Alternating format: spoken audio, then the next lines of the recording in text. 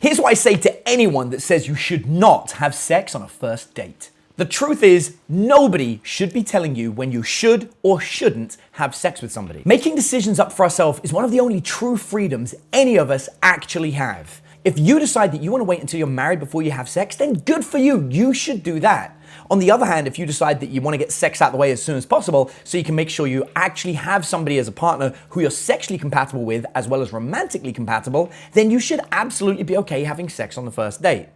The problem when it comes to dating is there's never just one of you. There's also somebody else, and you've got to take your wishes and desires into consideration with theirs. In general, the best piece of advice I could ever give is instead of trying to focus on having sex on a first date, focus on having a great date. If you're having an amazing date with somebody and you're getting on really well and you're laughing and joking and touching and giggling and all those great signs, then sex is going to happen. Providing you're willing to talk about sex in a comfortable, easy, and relaxed way, then you're going to find that this naturally happens, whether it's the first date, the second, the third, or the fourth, and it makes no difference. It doesn't matter how many dates you wait, as long as the focus is on you having fun, laughing, joking, and flirting with discussions about sex. The reason that people end up, going on date after date and it never leads to sex is simply because no one ever brings up the subject of sex. You don't have to be having sex, but you do have to be able to talk about it.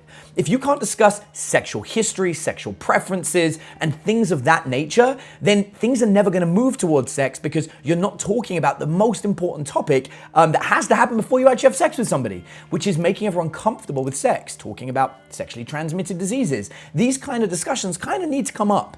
And once they do come up, if they come up in a relaxed way where neither person's feeling weird about it, then actually having sex with somebody becomes so much easier, because if you can talk about the subject in a mature way that doesn't make anybody feel weird, then naturally you're the kind of person that someone's going to be okay having sex with.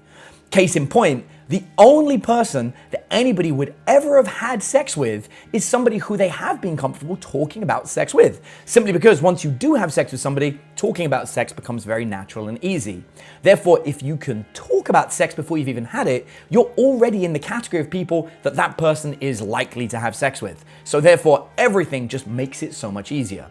So the reality is you don't have to have sex on the first night, but you do have to be comfortable talking about sex. And as long as you're doing that and having a great date, then you're going to find sex happens sooner rather than later, and everyone's going to be happier for it because no one feels pressured. You can uncover how to be naturally attractive with what I share in my ACE formula.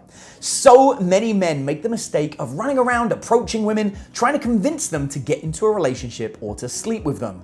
But the real experts know that the key to an effortless and fulfilling dating life is to become the kind of person that women chase. Now, using the techniques that I reveal in my ACE formula, you'll become naturally attractive and be the kind of person that women want to pursue. The best part is my ACE formula is completely free.